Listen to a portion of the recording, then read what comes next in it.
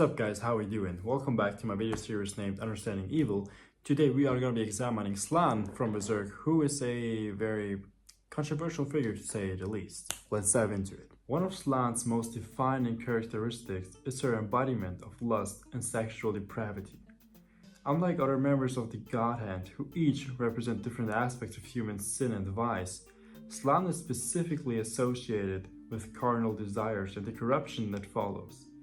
Her appearance, often depicted as a voluptuous, scantily clad woman, reinforces her association with lust.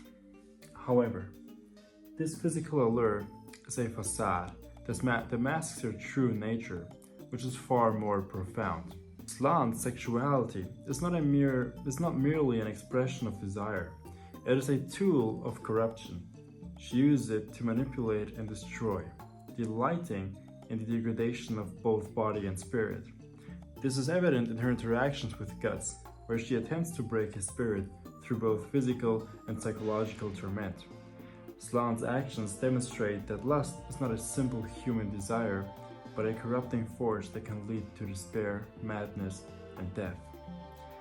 Her presence within the Godhead underscores the idea that evil is not just about causing pain or death, but about the complete annihilation of a person's moral and spiritual integrity. Slan's cruelty is another core characteristic that defines her manifestation of evil. Unlike mere sadness to find pleasure in the suffering of others, Slan's cruelty is deeply intertwined with her understanding of human nature. She relishes in exploiting the weaknesses, fears, and desires of others, manipulating them into despair. Her actions go beyond simple malevolence. They are calculated and often designed to push her victims to the brink of insanity or death.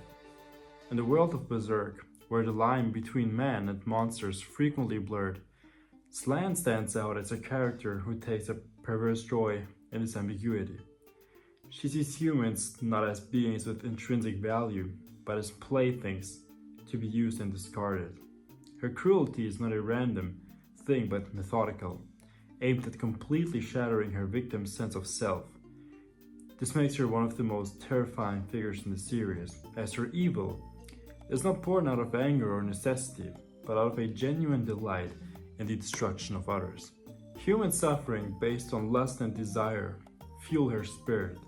It is her biggest form of entertainment. She's basically the Berserk counterpart of like actual real life women, like actual female human beings who enjoy things like true crime and soap operas. Slan's interactions with her fellow Godhead members often highlight her role as a corrupter. She encourages and revels in the darkest aspects of humanity, urging others to give in to their basest instincts. Her presence in the Godhead is a reminder that evil is not a passive force, but an active one, constantly seeking to spread and deepen its influence over the world. What ultimately makes Slan truly evil is her complete and utter disregard for the value of life. She sees living beings as mere tools or toys, existing only for her amusement or to further the goals of the Godhead. Unlike some antagonists who might commit evil acts out of a misguided sense of justice or necessity, Slan's evil is pure and adulterated. She delights in destruction for its own sake, without any higher purpose or justification. Her ability to corrupt, manipulate, and destroy is not just a reflection of her own twisted nature, but also a commentary on the darker aspects of human nature. Slan's evil is not something external that can easily be defeated or eradicated. It is a reflection of the potential for evil that exists within all beings. This is what makes her such a compelling and terrifying character. She represents the idea that evil is not just an external force, but something that can come from within, something that can corrupt even the strongest or most virtuous individuals. The Godhead are not just a driving force of evil per se, but also the embodiment of our collective grief, anger, and despair. It is unclear whether Slan causes the corruption of lust and desire, or the corruption of lust and desire is the thing causing Slan to exist in the first place. We all have a natural curiosity for the gruesome. When we hear about stories of sexual abuse and likewise horrible actions, it immediately draws our attention and we want to keep consuming more of it, whether we actually enjoy these stories or not. Slan is the embodiment of our desire for emotion.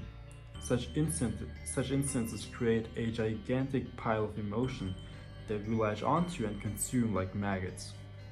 Feelings are energy just like anything else, and a big concentrated pile of emotion forms an enormous bag of energy, which by law of physics has its own pulling force, its own gravity, as the prerequisite for gravity is nothing but a gigantic and dense form of mass, which is big enough to distort time and space.